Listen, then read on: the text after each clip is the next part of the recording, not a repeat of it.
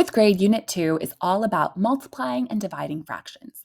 Topic A is multiplication, and topic B is division. Make sure you check out the alignment document at the top of your pacing calendar. I think it will really help you with your lesson planning. So, let's take a look at how the learning targets are laid out across the month.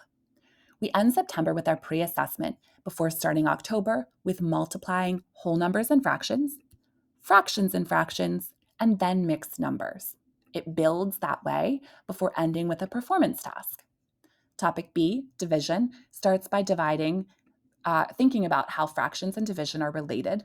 Then we divide whole numbers by unit fractions, 5 divided by a half, and then unit fractions by whole numbers, a half divided by 5. We end our unit and our entire topic by combining multiplication and division into real-world problems and a post-assessment. So, we often get the question, why are we doing fractions so early in the year? Two big reasons. The first, they're major work. They're very important. We want to prioritize them and we don't want to rush them later. So we're doing them now. And there's no reason not to do them now. Nothing else that we're doing in fifth grade is a prerequisite for these fraction standards. So let's just dive right in and get to this important work. We also get the question, why are we multiplying and dividing in Unit 2 before adding and subtracting in Unit 3?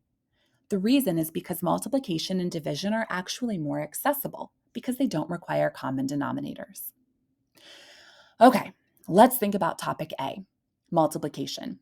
In terms of coherence, I want to point out that students did multiply fractions in fourth grade, but it was limited. They did whole numbers times fractions, and that allowed them to make the connection to repeated addition, 3 groups of 1/5 or 4 groups of 2/3. Whole numbers times fractions. You'll build on that now in fifth grade. Another important thing to consider in topic A is the area model. Students and you should be familiar with area models because of whole numbers. Make the connection. It's not some completely different model. It's still an area model. We can use them to multiply 1/3 times 1/4 to get 1/12, or 2/3 times 3/4 to get 6/12. Help students understand not just how to use area models, but why they make sense. One last thing about topic A is that there are a couple of lessons tagged with 5 and FB6, real-world problems, but you want to make sure to incorporate real-world problems throughout the whole topic. All right, topic B. We start off by connecting fractions with division. This is a PSSA problem with some big numbers, so let's think about a couple of simpler examples. If I'm splitting 3 big cookies with 4 friends, that's a division problem, 3 divided by 4. 6 cups of soup amongst 4 customers, that's a division problem, 6 divided by 4. But those division problems gives me fractions as answers. Help students understand how and why this works at the beginning of topic B. Then you'll move into fraction division, whole number by unit and unit by whole. I think about these two situations differently. I think about this one as how many halves are in 6.